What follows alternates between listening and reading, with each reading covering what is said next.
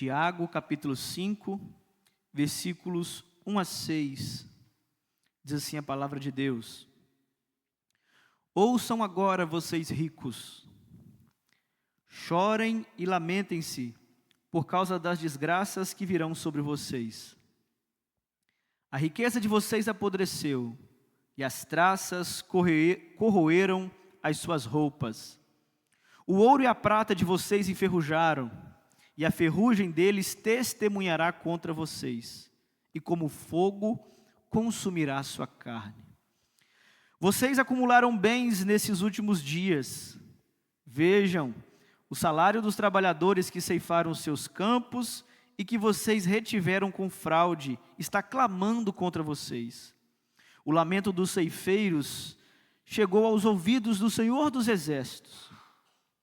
Vocês têm vivido luxuosamente na terra, têm se entregado aos prazeres e se fartado de comida em dia de abate.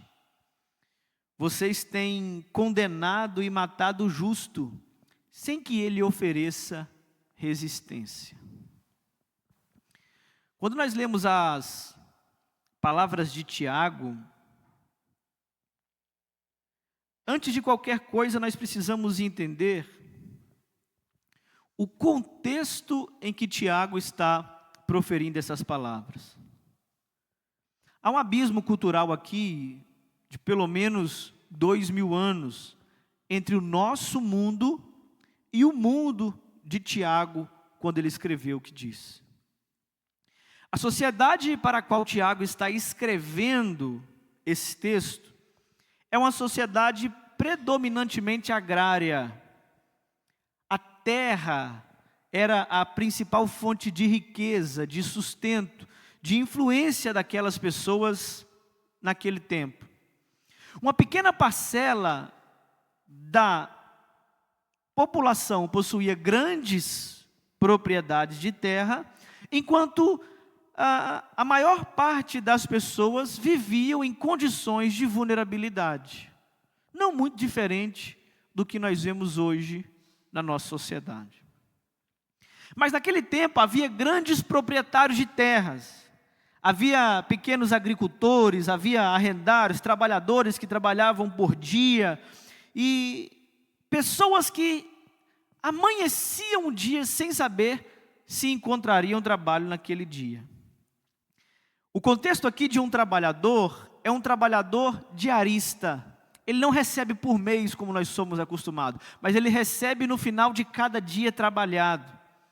O sustento da sua família dependia do salário que ele recebia ao término de cada jornada.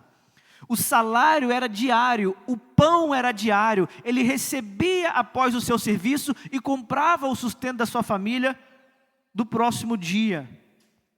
Quando um patrão, por exemplo, retia o salário de pagamento de um trabalhador, não se tratava simplesmente de um atraso financeiro. Significava que naquele próximo dia, uma família iria ficar com fome. Imagine um homem que precisa sair de casa para conquistar o seu pão diário. A sua esposa e os seus filhos permanecem em casa esperando. Talvez ele não tenha estoque, talvez ele não tenha despensa, talvez ele não tenha suprimento de alimento reservado. E a esperança da família daquele homem que saiu antes do sol nascer para conquistar o seu pão diário é que aquele homem, ao chegar no anoitecer, traga o alimento necessário para o dia.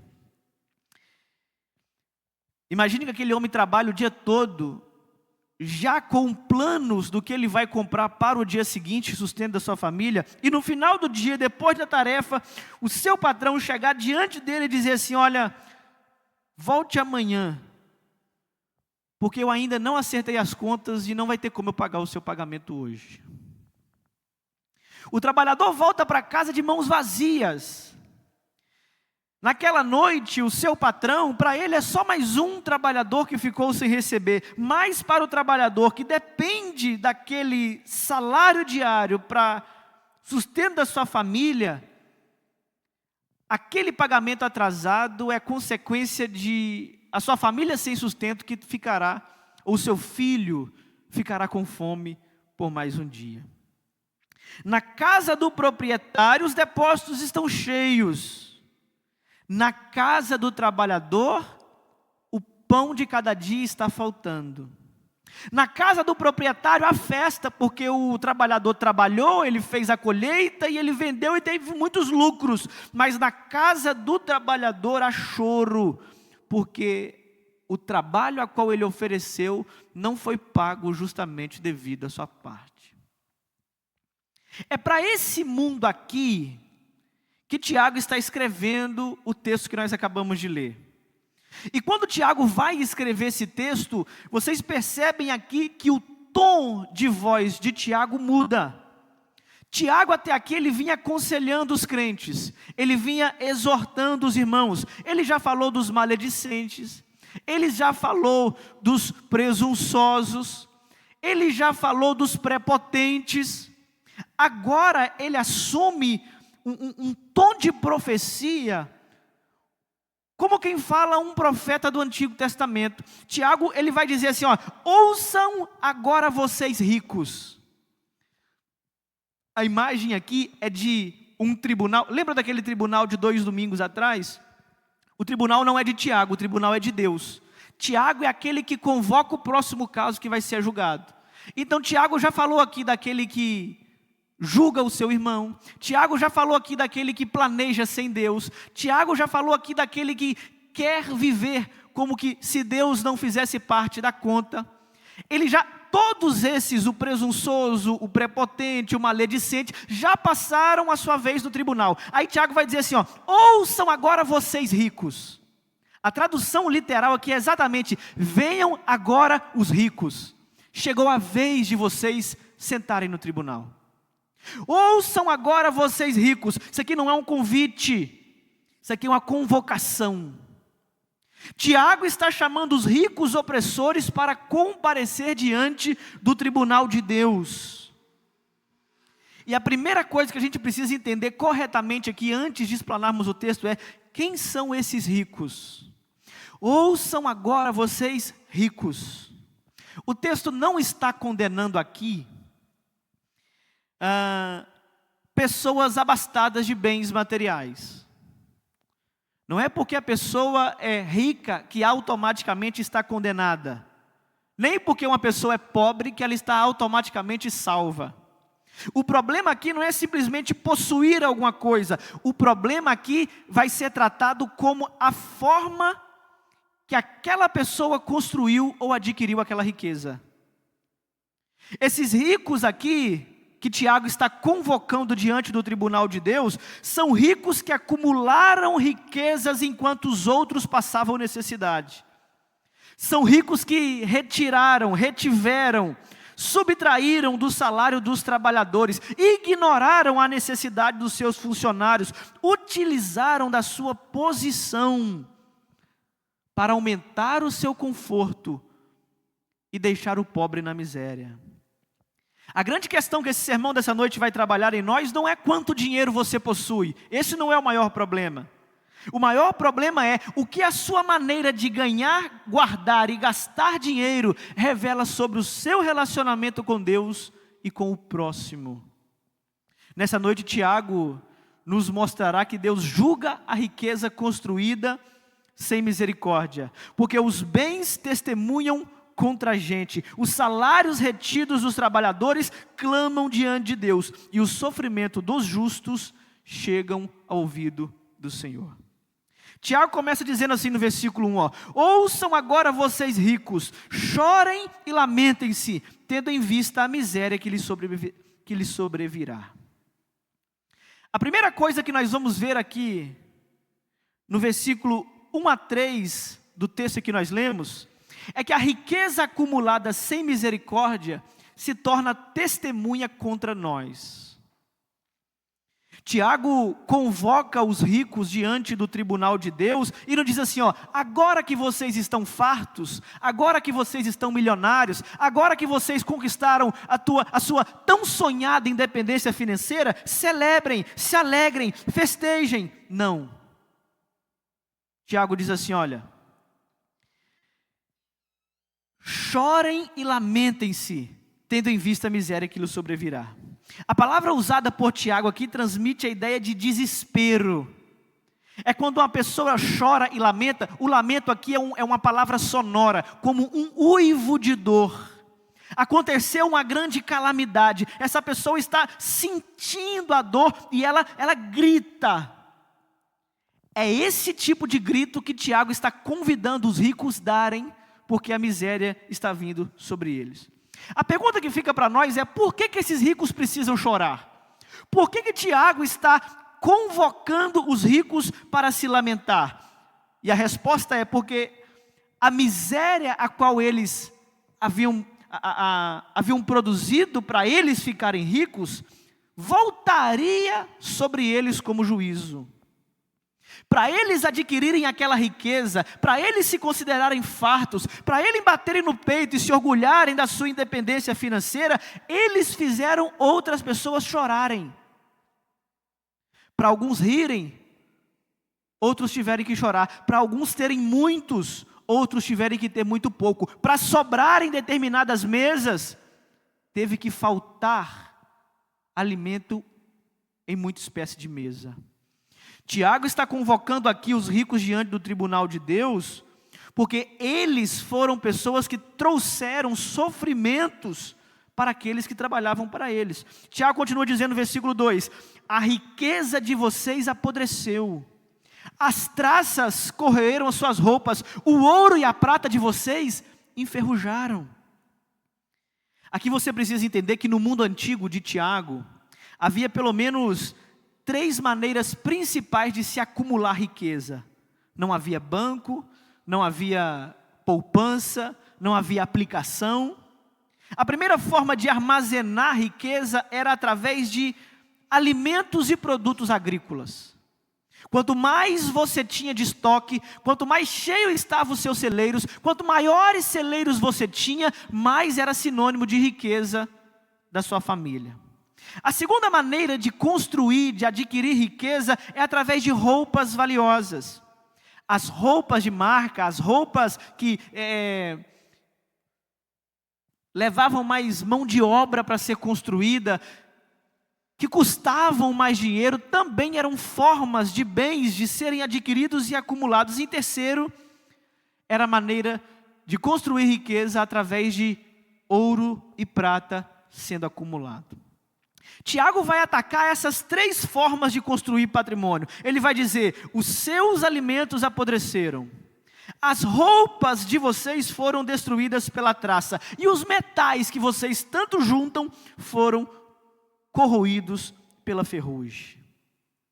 É interessante que Tiago vai dizer aqui, como que se essas consequências já estivessem acontecendo. O alimento que vocês juntaram já apodreceu. A roupa que vocês compraram, a traça já comeu. Aí eles olhavam para os seus depósitos e não tinha apodrecido ainda. Como que pode alguém já dizer algo que está acontecendo, se na prática ainda não aconteceu? É porque que os ricos olhavam para o seu celeiro, e quando viam os seus depósitos transbordando, eles viam abundância. Só que Tiago, ao olhar para os celeiros dos ricos transbordando, e ao olhar para a mesa do pobre passando fome, Tiago está dizendo: os seus celeiros já estão apodrecendo. O que vocês acham que está baseado na sua segurança é podridão diante de Deus. Aquilo que vocês acham que representa o acúmulo da sua riqueza, não serve em nada para te defender diante do tribunal de Cristo. Tiago olha para aquelas pessoas e vê que a desgraça se aproxima deles por causa da maneira conforme eles acumularam a riqueza. E aqui, meus irmãos, está uma das grandes diferenças entre a sabedoria da terra e a sabedoria do alto. Isso que Tiago está nos mostrando em toda a carta. Porque a sabedoria da terra nos leva a olhar para os nossos bens e perguntar: quanto será que isso vale agora? Mas a sabedoria do alto nos leva a olhar para os nossos bens e perguntar: quanto que isso valerá diante da nossa eternidade? Nós podemos olhar para a nossa casa, para o nosso seguro de vida, para o sistema de segurança que nós contratamos em nossa volta e perguntar: que tipo de segurança isso me oferece? A minha conta bancária me assegura por quanto tempo? A sabedoria do álcool nos leva a olhar para isso e perguntar: o que isso irá testemunhar contra mim quando eu chegar diante de Deus? Tiago aqui, meus irmãos, não está dizendo apenas que riqueza é passageira. Tiago está dizendo que a riqueza testemunha contra aqueles que a possuem. Olha o versículo 3, parte B. A ferrugem deles testemunhará contra vocês. A ferrugem de quê? Do ouro e da prata. Aquilo que você acumulou de dinheiro, aquilo que você acumulou de patrimônio, com o passar do tempo, isso vai se enferrujando, isso vai perdendo valor, isso vai perdendo aquela segurança que você depositava naquele negócio. E esse tipo de acúmulo que você teve, não só perde o valor aqui na terra, mas principalmente se levanta como testemunho no tribunal de Deus, quando você foi convocado a comparecer. Tiago está dizendo que a riqueza é um testemunho diante de Deus. Você consegue imaginar aqui o que Tiago está querendo pintar para os irmãos? Venham agora vocês ricos. Ele convoca os ricos diante do juízo de Deus. E agora, naquela cena de tribunal, o rico que tinha esperança de trazer os seus bens para valer alguma coisa: olha o quanto eu acumulei, olha o quanto eu conquistei, olha o império que eu construí. Diante do tribunal de Deus, Tiago está dizendo que aquilo não serve para defender, mas aquilo serve para acusar os ricos diante de Deus. Depois nós vamos ver aqui que os ricos usavam do seu poder, do seu dinheiro e da sua influência nos tribunais humanos contra os pobres. O trabalhador não processava o rico, porque aquela era a única forma que ele tinha de manter a sua família. Ele nunca ia para um tribunal, ele nunca ia tentar a sua defesa, conquistar os seus direitos. Mas diferente do tribunal da terra, o tribunal de Deus não é manipulado pelo quanto de dinheiro ou de influência que alguém possui. O que Tiago está mostrando para nós aqui é que nos tribunais da terra, o rico pode até comprar os favores dos juízes contra os pobres menos favorecidos. Mas no tribunal de Deus, aquilo que é usado a favor dos ricos se levanta como testemunha contra a sua riqueza acumulada. Os depósitos dos ricos é como se eles estivessem gritando: eu fiquei cheio enquanto os trabalhadores passavam fome. Os alimentos, as roupas, o ouro e a prata se levantam no tribunal de Deus para testemunhar como que eles permaneceram guardados enquanto pessoas não tinham o que vestir. O ouro pode se levantar naquele tribunal e dizer: eu fui acumulado enquanto pessoas não tinham o necessário. E aquilo que deveria defender os ricos no tribunal da terra, diante do tribunal de Deus, se transforma em prova contra eles mesmos. Eles pensavam que estavam acumulando tesouros, quando na verdade, diante de Deus, estão acumulando evidências contra a sua má conduta. Tiago diz que a ferrugem devorará a carne deles como fogo. A imagem é forte que Tiago usa aqui, porque aquilo que corrói o material que é perecível, também corrói a sua personalidade que deveria ser imperecível. Aquilo que nós somos não depende daquilo que passa na terra, mas nós deveríamos ter a nossa identidade baseada na nossa eternidade. Tiago está dizendo que quando nós transformamos aquilo que somos naquilo que temos, a mesma ferrugem que come aquilo que passa, come também a nossa alma, que jamais passará. Vocês se transformaram naquilo que vocês têm. Vocês acham que a identidade de vocês está naquilo que vocês possuem. Assim como a ferrugem comerá tudo aquilo que você possui, comerá também a sua carne. Porque você se tornou aquilo que você mais cativava. Há pessoas, meus irmãos, que vivem nessa terra como se fosse permanecer para sempre. Planejam como se controlasse todas as coisas. Acumulam como se jamais fossem morrer. Trabalham e trabalham atrás de conquista de patrimônio e de construção do seu próprio império. A custo da própria família, a custo da própria saúde, a custo da própria consciência. E as pessoas estão o tempo todo dizendo para si mesmo: quando mais eu tiver, mais eu estarei satisfeito. Quando mais eu alcançar, mais então eu descansarei. Quanto mais eu acumular, então mais eu serei generoso. E isso é uma mentira cabeluda. Porque esse mais nunca chega. A avareza não tem linha de chegada. Todas as vezes que você bate a sua meta, você dobra a meta e você diz: eu só preciso de um pouco mais. E o problema aqui, meus irmãos, não é economizar. A Bíblia o tempo todo valoriza a prudência. O problema não é planejar, como nós vimos no domingo passado. Tiago nunca condenou o planejamento. O problema aqui é quando nós começamos a transformar a acumulação em nossa verdadeira segurança. Porque a prudência que vem de Deus diz: eu vou administrar aquilo que Deus me deu de maneira responsável. Mas a avareza, que é a sabedoria da terra, vai dizer: a minha vida depende do quanto eu consigo guardar. Não é problema nós termos os nossos bens materiais, trabalharmos para conquistar aquilo que é fruto do suor do nosso trabalho. O problema é quando nós começamos a depositar a nossa segurança na força do nosso braço. Aqueles que adquirem, aqueles que acumulam, aqueles que conquistam, acham que estão seguros porque eles foram capazes de conquistar e outros não foram. Mas trocam a dependência de Deus, que sustenta tanto o rico quanto o pobre, por uma segurança falsa de que eles estarão bem quando eles conseguirem acumular o quanto eles mesmos determinar. Por isso que nós precisamos perguntar nessa noite, e o texto nos leva a esse tipo de reflexão. Você acha que você só vai se sentir seguro quando você tiver determinada quantia guardada na conta do banco? Você acha que você precisa alcançar um determinado número financeiro para então conseguir descansar finalmente? Se a sua resposta for: eu preciso de um pouco mais, talvez o nosso problema não seja a falta do dinheiro que nós não temos, mas talvez seja a falta no descanso em Deus que nós não conseguimos confiar.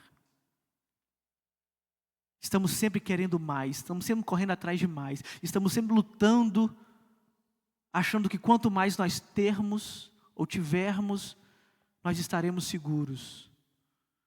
Mas não é na quantidade de dinheiro que nós possuímos, é na segurança que nós colocamos o nosso coração, naquilo que construímos com o nosso próprio braço, ou na proteção divina que nos protege, independente do quanto nós temos.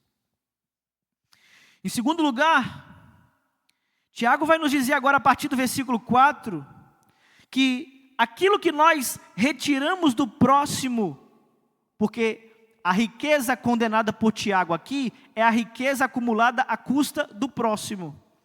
E agora ele vai dizer para nós no versículo 4 que aquilo que nós retiramos do próximo clama diante de Deus que ouve. Olha o que ele diz no versículo 4: vejam o salário dos trabalhadores que ceifaram o campo de vocês, que por vocês foi retido com fraude, está clamando agora contra vocês.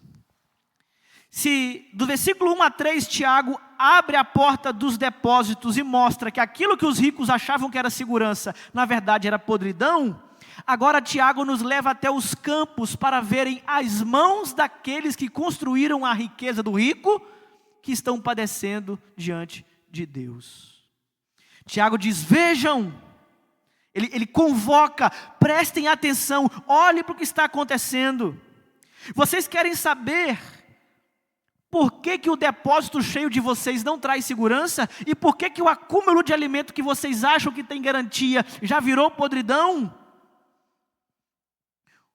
Porque vocês acumularam à custa de trabalhadores que não têm nem o que comer. Vocês estão ricos, mas os trabalhadores não receberam os seus salários. Vocês estão fartos, mas o trabalhador não tem o mínimo e o básico na sua mesa para comer. Vocês estão seguros, mas o trabalhador não sabe se amanhã a família dele irá comer por causa do salário que vocês não pagaram para ele no dia de hoje. Os ricos, meus irmãos, não acumularam apenas porque eles trabalharam mais. Eles acumularam porque deixaram de entregar ao trabalhador aquilo que lhe pertencia. O salário não era uma esmola que ele estava dando para alguém menos favorecido. O salário era uma dívida que o trabalhador conquistou através do serviço realizado. A lei de Deus em Deuteronômio já era muito clara. Deuteronômio 24:15. Paguem-lhe o salário diariamente, antes do pôr do sol, pois ele é necessitado e depende disso. Deus conhece a vulnerabilidade dos trabalhadores. Deus sabe que famílias dependem de pagamentos do salário. Deus sabe que reter o salário pode significar a falta de alimento para alguns. Por isso Tiago está tratando a retenção de salário como uma forma de violência. Que a gente precisa pensar um pouquinho. Porque às vezes a gente acha que violência é só quando alguém levanta a mão contra outra pessoa. Mas Tiago está nos dizendo que existem certos tipos de violência que são praticados por meio de contratos. Há violências que produzem por atrasos intencionais. Chegou o dia do trabalhador receber. A empresa diz, não, amanhã nós pagaremos. Mas a sua conta lá no comércio, a sua conta de água e luz, os seus compromissos não esperam até amanhã. Então Tiago está dizendo que a violência não é só levantar a mão, mas a violência também é sonegar quando você poderia contribuir. É deixar de dar o necessário, é deixar de dar o básico, é deixar de dar o justo, quando nós poderíamos oferecer. Tiago está dizendo que há tipos de violências em pagamentos injustos. Há tipos de violências que não deixam marcas visíveis no corpo. Mas é quando nós deixamos uma família sem pão. Isso também é violência. Tiago está dizendo, o salário retido deles está clamando contra vocês. É como que se o dinheiro fosse uma personificação. O pagamento deveria estar na mão do trabalhador, mas ficou no cofre rendendo para o proprietário. E aquele dinheiro que ele está acumulando, aquela poupança que ele está juntando, aquele dinheiro que está se multiplicando, começa a gritar diante de Deus, porque não está ali de maneira justa, não está na mão de quem pertence. Aquele dinheiro, Tiago está dizendo, possui uma voz, ele pertence a alguém que trabalhou, ele sabe a mão que se feriu para tê-lo de maneira justa, e agora ele está gritando diante de Deus, para que Deus olhe para o trabalhador, que muitas vezes está silenciado.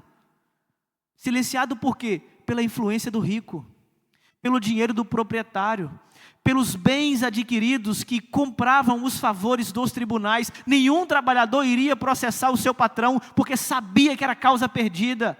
É um Zé Ninguém, é um Zé Ninguém contra alguém que tem muita influência. É um pé rapado contra alguém que domina cidades, estados ou um país. É alguém que não tem o que comer no dia, contra alguém que tem o que comer para as próximas 50 gerações da sua família. Nem temos chance no tribunal terreno contra esse tipo de gente. E aqui, Tiago está dizendo isso porque o rico pode até conseguir silenciar o trabalhador.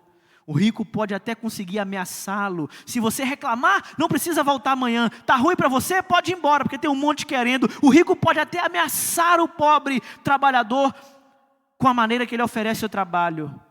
Mas ele não consegue silenciar o dinheiro que clama diante de Deus pelas injustiças que o rico pratica. Tiago continua dizendo no versículo 4, o lamento dos ceifeiros chegou aos ouvidos do Senhor dos Exércitos. Os ricos não ouviram o lamento dos trabalhadores, mas Deus ouviu.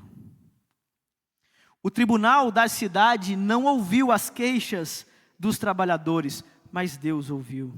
A sociedade que via aquela manutenção de riqueza sendo acumulada através de injustiça com o trabalhador, não ouviu o lamento dos trabalhadores, mas Deus está o tempo todo ouvindo. O que Tiago está dizendo para nós, meus irmãos, é que o pobre, o trabalhador honesto, aquelas pessoas que são injustiçadas diante da sociedade, podem se tornar invisíveis diante dos homens, mas elas não são invisíveis diante de Deus.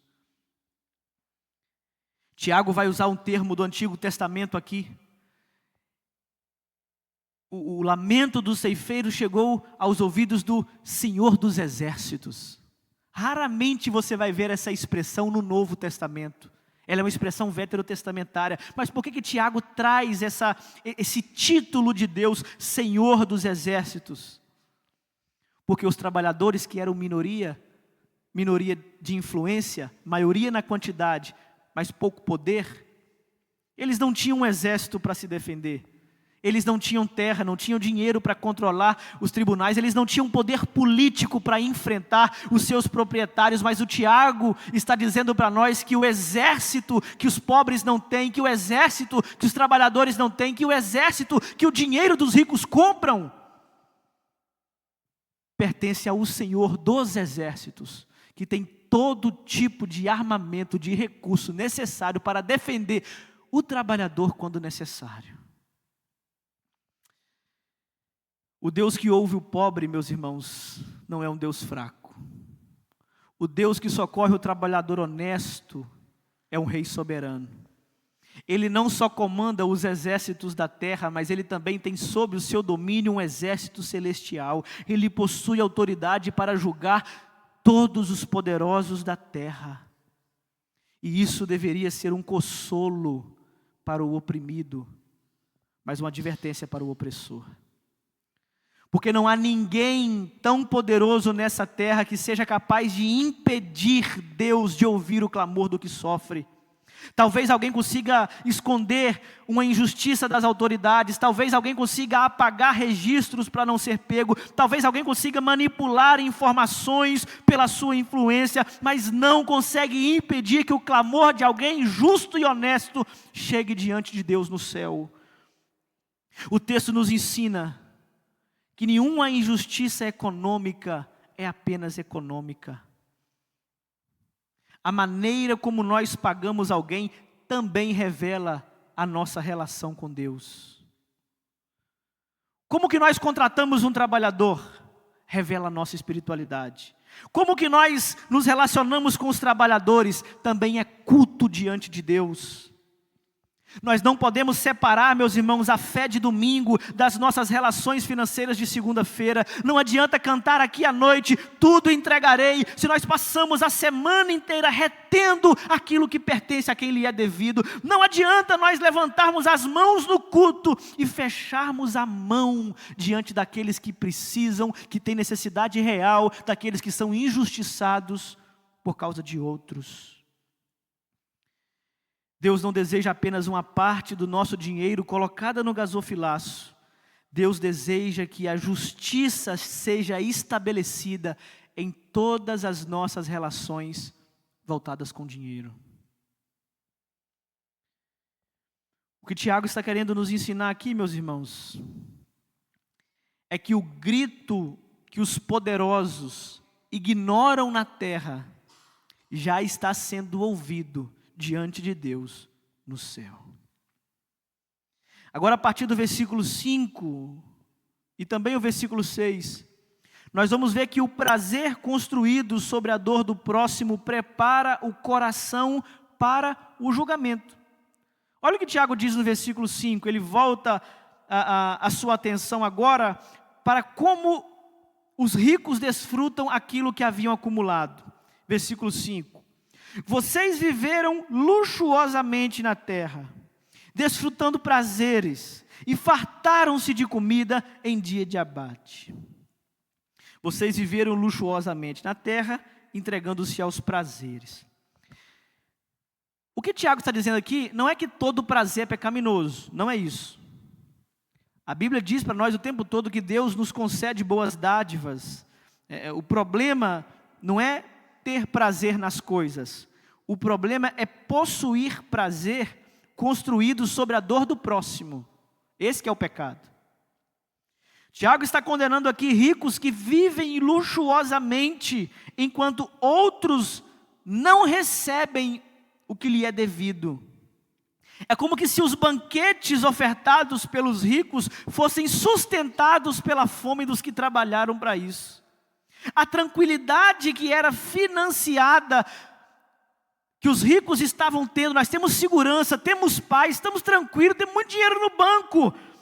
Isso é tudo financiado pela ansiedade dos pobres que não sabem o que vão comer no dia de amanhã. Para que alguns tenham conforto, outros tenham que ter privação de muitas coisas. E aqui é um princípio importante para nós. O pecado não está simplesmente naquilo que nós desfrutamos, mas o pecado também pode estar no preço humano que outras pessoas pagaram para que nós pudéssemos desfrutar. Nós crentes, como que nós temos a nossa relação para alguém que presta serviço para nós? Até que ponto é legítimo nós pechincharmos um preço? Até que ponto é legítimo nós cobrarmos determinado tanto para aquela pessoa, a exigirmos desconto? Até que ponto nós devemos ser justos nos nossos pagamentos, nas nossas relações financeiras, na maneira como nós prestamos conta diante de Deus e diante dos homens?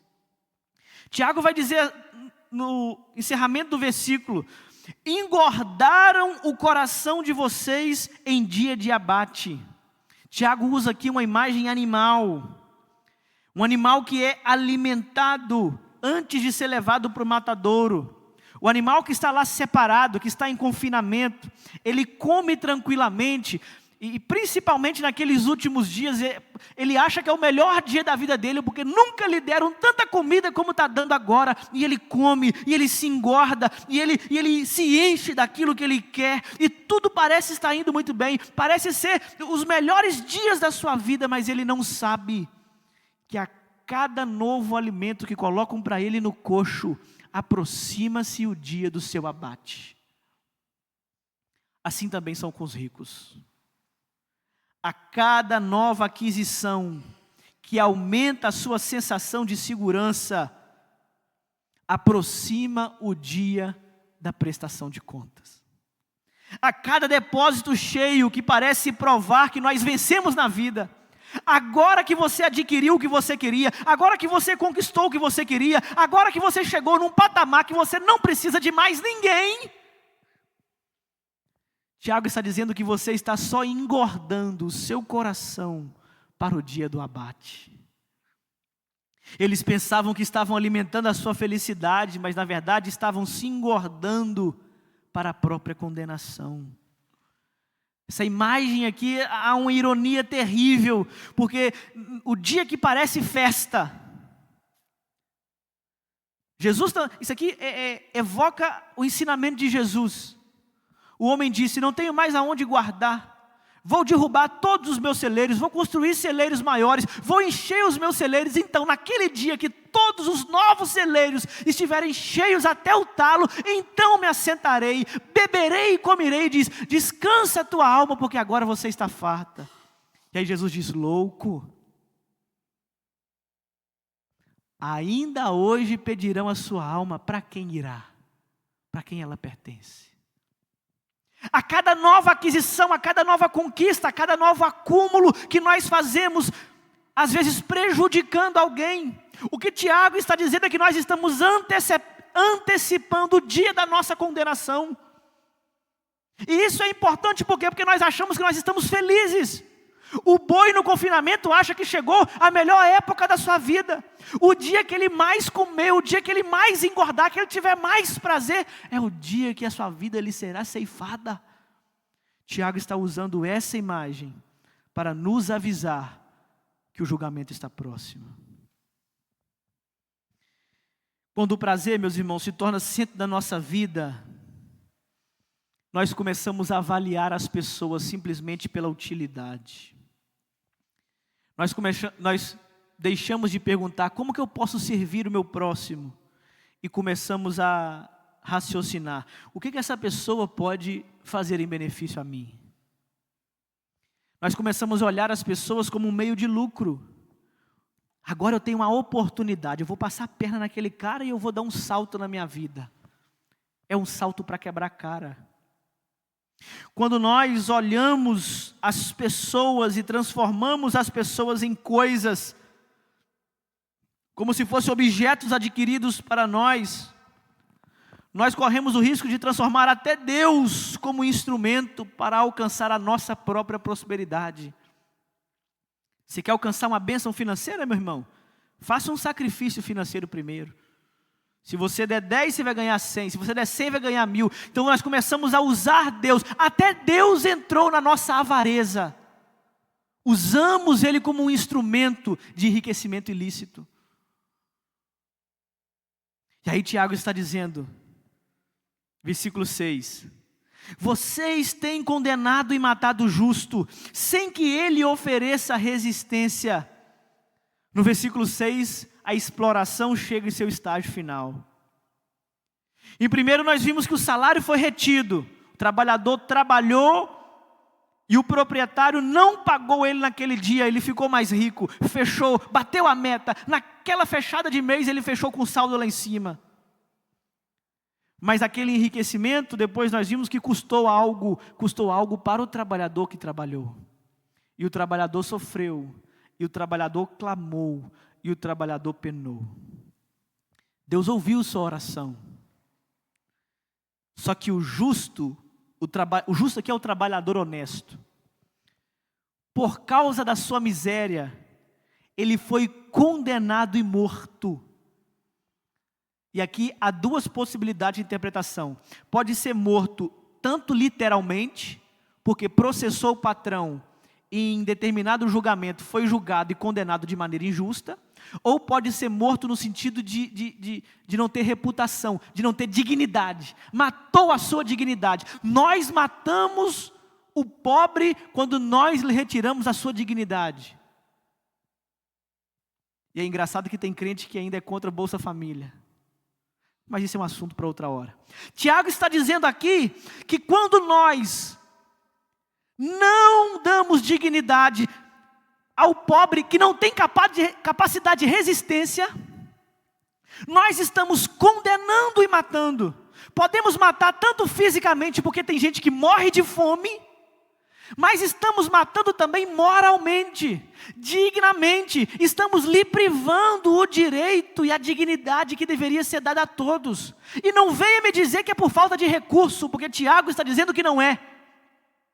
É porque alguns têm de mais e outros têm de menos.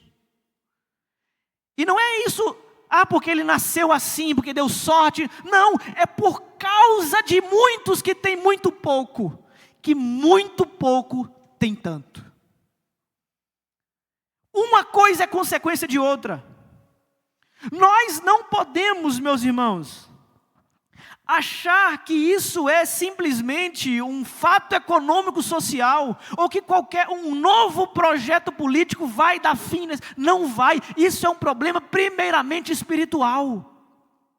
O nosso coração está no dinheiro, o nosso coração natural é avarento. O problema não se resolve com um novo projeto político, o problema se resolve com arrependimento e conversão. Para Tiago, retirar os meios necessários de alguém para sobreviver é praticar a sua própria destruição. Tiago está dizendo, meus irmãos, que existem decisões econômicas que matam, existem formas de exploração que adoecem, existem ambientes de trabalho que destroem famílias. E aí ele está dizendo, venham agora os ricos ao tribunal. Todo o dinheiro desviado, destinado à merenda de criancinhas, vai se levantar naquele tribunal para testemunhar contra quem praticou. Todo o dinheiro desviado de velhinhos na fila do INSS vai se levantar no tribunal como testemunha daqueles que desviaram. toda sonegação de imposto que de alguma maneira ajuda nós socorrermos a pessoas que nós não conseguimos socorrer, se levantará contra nós diante daquele tribunal para testemunhar contra a gente. É o que Tiago está dizendo. O texto está dizendo que as pessoas não têm condição de oferecer resistência. E isso aqui, meus irmãos, não significa que por eles não terem condição de resistir, que nós devemos nos calar diante da situação que está acontecendo. Tiago não está nos impedindo de denunciar. Tiago o tempo todo está denunciando a injustiça na sua carta. Isso aqui não significa, o pobre não oferece resistência. Então eu nunca posso procurar os meus direitos, eu nunca posso processar o meu patrão. Não é isso que Tiago está ensinando. Tiago está ensinando aqui que o justo, o oprimido, nunca responde da mesma forma que o opressor. Há uma frase aí fora que diz, né? O sonho do oprimido é se tornar um opressor. Biblicamente, não deveria. Porque aquele que foi maltratado, aquele que foi prejudicado, aquele que foi injustiçado, não deve responder àquele que fez o mal a ele da mesma maneira. Ele não pode permitir que a maldade do outro transforme ele no seu algoz. O mal que fizeram a mim não pode transformar o meu coração no mal que fizeram a mim. Nós não podemos, meus irmãos, por mais injustiçados que formos, começarmos a alimentar uma justiça e uma vingança pelo ódio daquele que nos prejudicou. A certeza do nosso julgamento, a nossa justiça está baseada em Deus, que ouve o nosso clamor e que se levanta em nosso favor como juiz definitivo. Então agora, se os pobres são injustiçados, vamos juntar os pobres aqui, fazer uma revolta e tomar na força do nosso próprio braço. Não funciona assim. Cristão não participa desse negócio. Mas também não quer dizer que ele sofre calado. Nós não podemos fazer nada. Não, nós denunciamos o tempo todo. Nós dizemos que está errado. Não compadecemos, não somos complacentes com a injustiça. Nós apontamos aonde está o erro, dizemos que está pecado, levantamos o nosso clamor a Deus, porque é Ele quem é o Deus da nossa vingança. Nós não somos promotores de vingança. Nós não temos autoridade de fazer alguma revolta ou de tentar conquistar os nossos direitos ou fazer justiça própria. Cristão não trabalha com justiça própria. Quem faz justiça em nosso lugar é o nosso próprio Deus, que nós dizemos acreditar. Então, meus irmãos, nessa noite, Tiago está nos conduzindo a observarmos, não só, isso aqui não é só um problema para rico não, é um problema para todo cristão que trata as suas relações econômicas, financeiras, de maneira desleixada. Porque não é só uma advertência para o rico, é uma advertência para todo aquele que é beneficiado em troca do prejuízo do outro. Não, estou precisando vender meu carro. Vou dar uma maquiada nele aqui e vou vender com o preço da tabela lá em cima. O cara vai comprar. Aí o cara vai comprar achando que se estourou. Comprei um golzinho rally, show de bola. Bomba, meu irmão. Daqui um mês ele está todo lascado no mecânico e eu estou rindo à toa. Mas a pregação é só para quem tem muito dinheiro. Não, a pregação é para mim também. Que maquiei, que fui beneficiado através do prejuízo de outro. Mas essa história aqui é a história minha, porque quando venderam para mim, falaram, olha que coisa. Aí eu comprei, agora eu vou boizar, né? Fica mais no mecânico do que na minha mão, né? O que Tiago está condenando aqui é justamente o benefício em troca do prejuízo de outro. É no produto que passou no caixa e a mulher do caixa não bateu o código de barra e você foi beneficiado por ele. Você sabia, você viu e você não voltou lá para corrigir. Esse texto também é para você.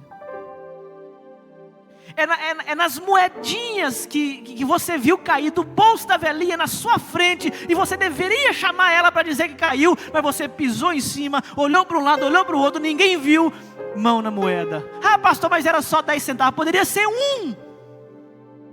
Você foi beneficiado enquanto alguém levou prejuízo. O sermão dessa noite, ele tem o objetivo de nos dar sabedoria, para nós não construirmos o nosso conforto baseado na dor do próximo. Que ninguém venha prosperar através de injustiça, que ninguém venha crescer, diminuir o outro, que a nossa felicidade não dependa de fazer o outro chorar, porque cristão não participa desses esquemas. Então Tiago nos conduz para chegarmos ao fim. Primeiro, ele nos mostrou os depósitos dos ricos. E nós vimos que nas despensas, onde ele guarda as suas riquezas, os alimentos estão apodrecendo, as roupas estão destruídas e os metais estão sendo corroídos. Nós aprendemos aqui na primeira cena que a riqueza acumulada sem misericórdia irá se tornar testemunha contra nós. Mas em segundo lugar, Tiago nos tira do depósito e nos leva até os campos. E nos campos nós vemos os trabalhadores cansados.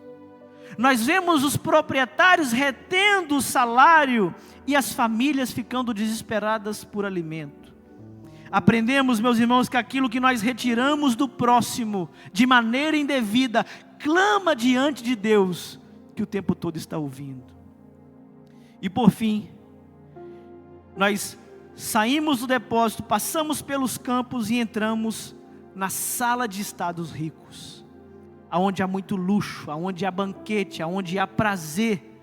E Tiago está nos mostrando que eles estão desfrutando daquele prazer, engordando o seu coração para o dia do julgamento. O sermão dessa noite nos ensinou a perguntar, meus irmãos, qual a maneira que nós temos utilizado aquilo que Deus tem nos dado? Ou melhor, como que aquilo que nós temos chegou à nossa mão em primeiro lugar? Os nossos bens, os nossos salários, aquilo que nós recebemos, chegou através de nós de maneira justa, de maneira lícita? O que nós temos, o que nós construímos, o nosso patrimônio, no dia do julgamento de Deus, testemunhará a nosso favor ou contra nós? Depende da maneira como nós adquirimos. Mas também o sermão nos ensina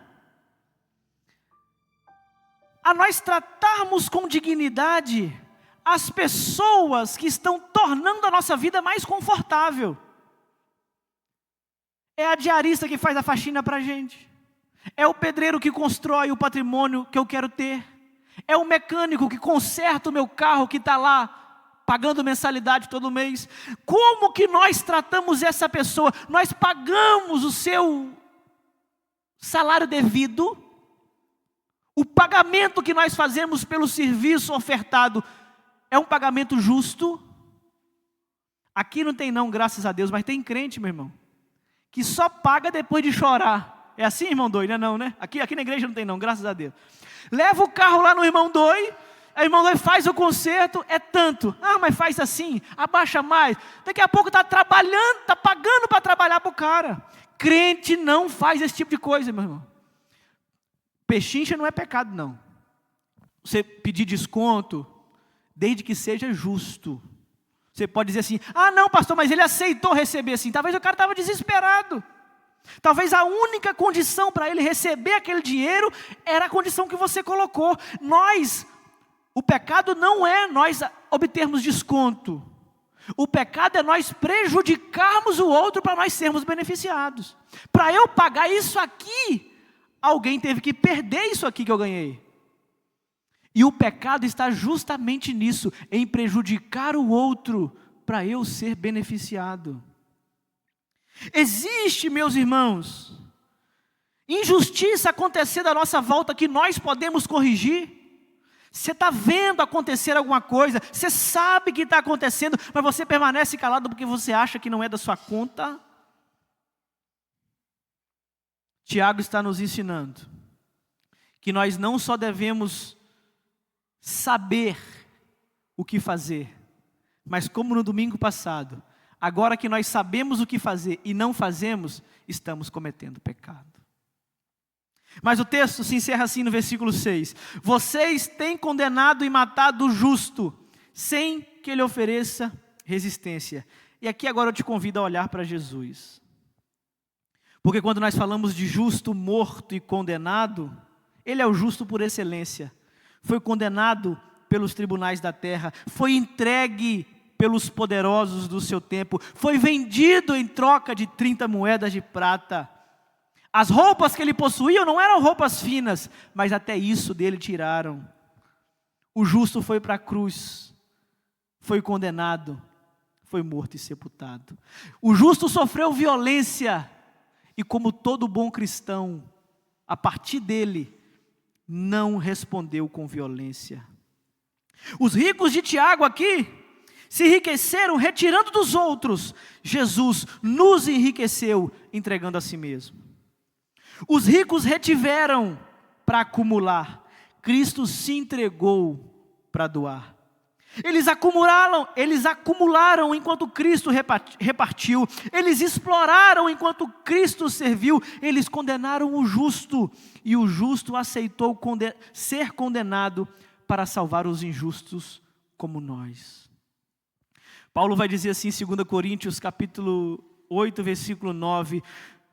Vocês conhecem a graça do nosso Senhor Jesus Cristo, que, sendo rico, se fez pobre por amor de vocês, para que por meio da sua pobreza, vocês se tornassem ricos. O Evangelho, meus irmãos, não é a história de um Deus que acumulou tudo para si. Pelo contrário, o Evangelho é a história de um Deus que tinha tudo e se entregou por aqueles que não tinham nada.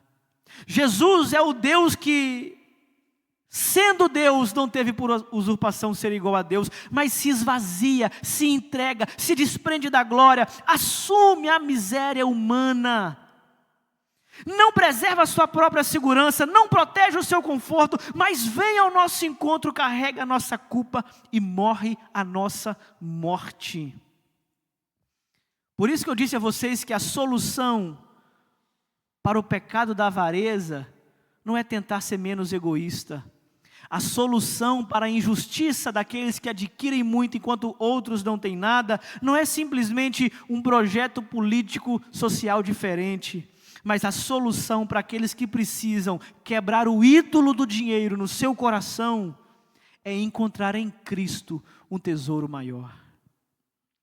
Enquanto o dinheiro desse mundo for o nosso maior tesouro, meus irmãos, nós precisaremos protegê-lo a qualquer custo.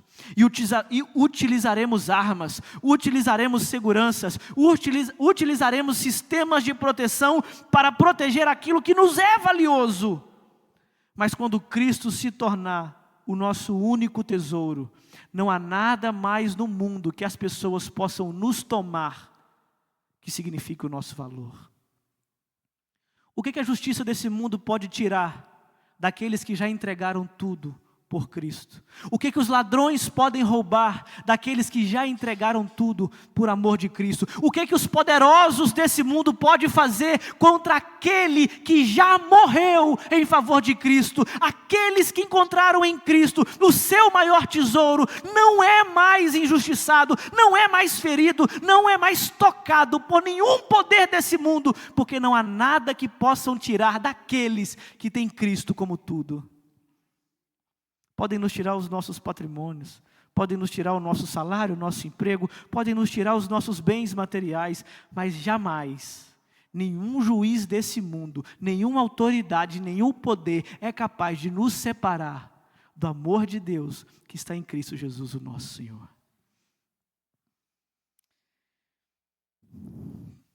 Nós não vamos levar nada do que nós acumularmos aqui, meus irmãos. Mas se nós nos encontrarmos diante do Senhor com a nossa maior riqueza, que é Cristo, nós teremos tudo. Os poderosos podem nos tirar tudo. Os ladrões podem nos roubar tudo. A justiça injusta pode nos condenar. Mas nada pode nos separar daquele que é tudo para nós, Cristo nosso Senhor. Que naquele grande dia, meus irmãos, os nossos bens não se levantem para testemunhar contra nós, mas para que testemunhem ao nosso favor. Porque quando Cristo assume o nosso coração, Ele não trata simplesmente a nossa alma, mas Ele trata tudo, inclusive o nosso bolso. Quando nós vemos uma pessoa avarenta demais, retém demais, segura demais, eu já sei quem é o Senhor. Por isso o texto da abertura: vocês não podem servir a dois senhores. Aonde vocês ajuntarem o seu tesouro, ali também estará o seu coração. Tem crente que é assim, né? Jesus é o Senhor do meu coração. E aí, meu irmão, vamos ajudar alguém com a cesta básica? Ah não, pastor, eu faço a minha parte. E aí, meu irmão, vamos contribuir para alguém ter mais dignidade? É a compra do mês para ela, é o aluguel que ela não pode pagar. Vamos fazer uma vaquinha, vamos juntar? Ah não, pastor, eu já faço a minha parte. Jesus é tudo para ela, menos o dono do bolso. Nós já sabemos quem é o seu Senhor. Mas que naquele grande dia, meus irmãos, que as nossas mãos estejam abertas para mostrar ao Senhor aquilo que nós fizemos com dignidade, o que Ele entregou em nossas mãos. Os recursos que Ele nos deu, nós não seguramos para nós usamos para servir. O tesouro que nós temos, não conquistamos aqui na terra, onde a traça e a ferrugem destrói, mas nós conquistamos no céu. Cristo conquistou para nós, que é o nosso tesouro maior. E quando Cristo passa a ser o nosso tesouro, o dinheiro deixa de ser o nosso Senhor e passa a ser a instrumento para nós servirmos ao próximo com amor, justiça e misericórdia. Que os nossos recursos não possam ser testemunhas contra nós, mas possam ser servos, trabalhadores, em nosso favor, para nós ajudarmos aqueles que não têm condição de ter dignidade. Queria convidar vocês a ficar de pé, e o Ministério de Louvor vai vir cantar um último hino. Que nessa noite o Senhor Jesus trate o nosso coração com essa palavra, dura, mas é igual bezetacil, dói, mas é para curar. Amém?